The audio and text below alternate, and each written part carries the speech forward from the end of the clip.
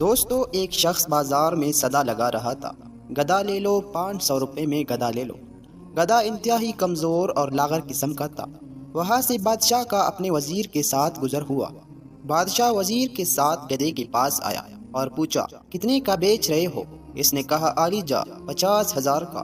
بادشاہ حیران ہوتے ہوئے، اتنا مہنگا گدھا، ایسی کیا خاصیت ہے اس میں؟ وہ کہنے لگا، حضور، جو اس پر بیٹھتا ہے اسے مکہ مدینہ دکھائی دینے لگتا ہے۔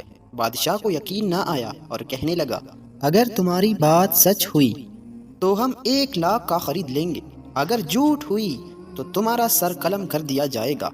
ساتھ ہی وزیر کو کہا کہ اس پر بیٹھو اور بتاؤ کیا دکھتا ہے۔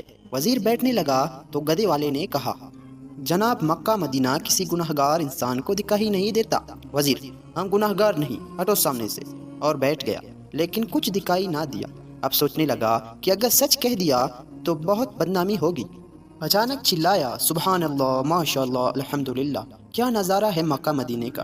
بادشاہ نے تجسس میں کہا، ہٹو جلدی، ہمیں بھی دیکھنے دو، اور خود گدھے پر بیٹھ گیا۔ دکھائی تو اسے بھی کچھ نہ دیا، لیکن سلطانی جمہور کی شان کو مد نظر رکھتے ہوئے آنکھوں میں آنسو لے آیا اور کہنے لگا، واہ میرے مولا، واہ واہ، سبحان تیری قدرت، کیا کرامتی گدھا ہے، کیا مقدس جانور ہے۔ میرا وزیر مجھ جتنا نیک نہیں تھا، اسے صرف مکہ مدینہ دکھائی دیا، مجھے تو ساتھ ساتھ جنت بھی دکھائی دے رہی ہے۔ اس کے اترتے ہی عوام ٹوٹ پڑی، کوئی گدھے کو چونے کی کوشش کرنے لگا، کوئی چومنے کی، کوئی اس کے بال کاٹ کر تبرک کے طور پر رکھنے لگا، وغیرہ وغیرہ۔